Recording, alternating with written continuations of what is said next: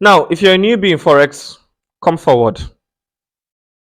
Come forward. Now, if you're a newbie and let's say you got introduced to Forex by some guru and some mentor, and maybe his best pair is NASDAQ or US 30, and you as a newbie decided to trade NASDAQ or US 30, I'm sorry, you're going to destroy your life. Now, what are the tips and what are the best pairs to trade as a beginner in Forex trading? There are some pairs that only beginners should start with. Now, this does not apply to those who have been in the trading industry for 5, 6, 10 years. Now, that is why I said you shouldn't start with US 30 or NASDAQ or some of these pairs. Now, I don't mean they're not good to trade, but these are highly volatile pairs and they're not for beginners.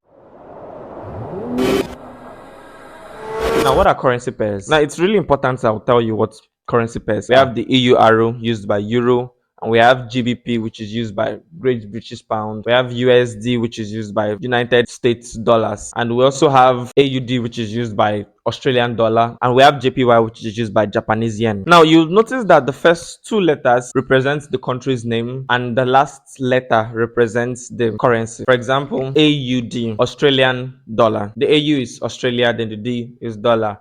Then they have CAD, which is Canadian dollar. So CA is Canadian and D is dollar. We have GBP, Great Britain, then P is pound. Now, whenever you see a country's currency pair with another one, that is actually how it's fixed. It's fixed by the ISO. Now, for example, we have the Euro USD. Now, what I mean is, if you're buying Euro USD, your point is you want Euro to be strengthened and the dollar will be weakened. Or maybe if you're buying AUD USD, you want the Australian dollar to be stronger and you want the US dollar to be weaker. So it's always the exchange of two currencies. So maybe if we have Euro USD is about 1.08. Now what that means is that if I'm going to get $1.08, I only need to hand you over just €1. Now if I give you €1, you're going to be giving me $1.08. So in that case, it means euro is higher than dollars at that specific time. And that's how it works. Exchange of currencies to another currency. Now, all you need to do is just try and predict how many pips is going to be changing with the matter of time. You have the daily time frame, you have the monthly time frame, you have the weekly time frame, in which I'm not going to get into that right now. Now, there are so many other criteria that we can look at as a trader to determine whether this pair should be highly traded by beginners or not. You see, it's very important to start with the currency pairs that are less volatile, that has low spread, that are very famous and are commonly traded. Okay, not very famous, because there are some pairs that are very famous but still very dangerous, like gold, NASDAQ, US 30. As a beginner, avoid these three pairs. It will destroy your life. Now, here are the things to consider as a newbie.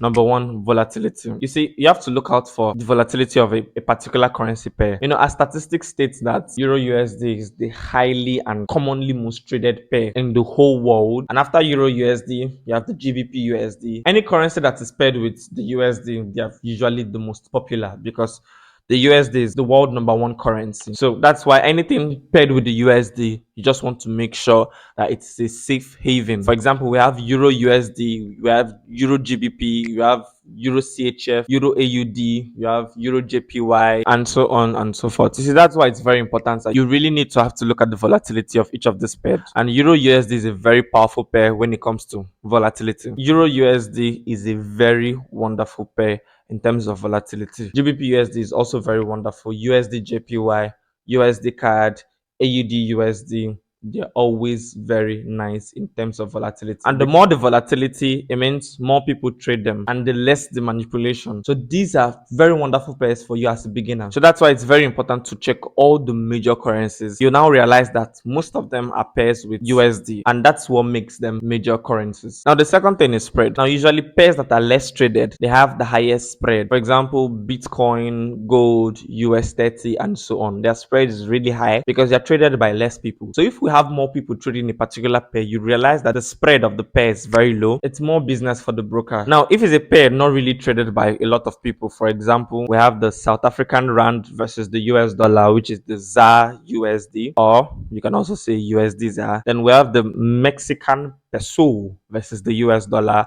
which is the MXN USD. We have the New Zealand dollar versus the US dollar. That's the NZD USD. We have the NOK USD. We have the HUF USD.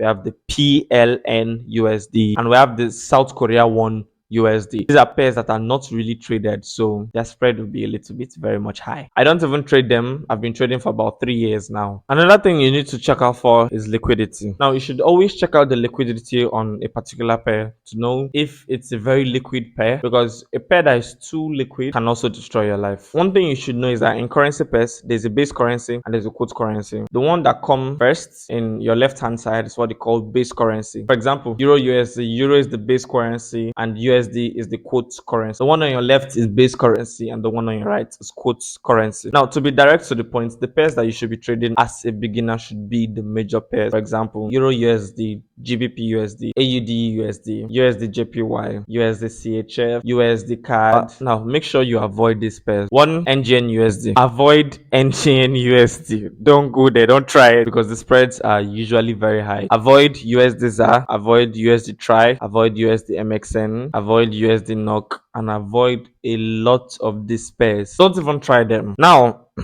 also, avoid pairs like XAUUSD, avoid pairs like US30, avoid pairs like Nasdaq. They're not really good for beginners. And also avoid pairs like BTC ETH. These are cryptocurrency pairs, so they're kind of also dangerous as a beginner. Don't go there. Now, you see, the purpose of this video is to educate you, so you're going to understand that it's not all pairs that you should be trading. The most important thing is I'd suggest you stick to about 4 or 5 of the pairs. Follow the London session and New York session, and if you focus on this too, it will help you understand the patterns that are formed in New York session and London session. Another session you shouldn't trade is Asian session. Nah, don't go there. As a beginner, don't go to Asian sessions, because even the big boys in the industry, they don't even trade Asian sessions. As for me personally, I do about 4 or 5 pairs: AUD USD, GBP USD.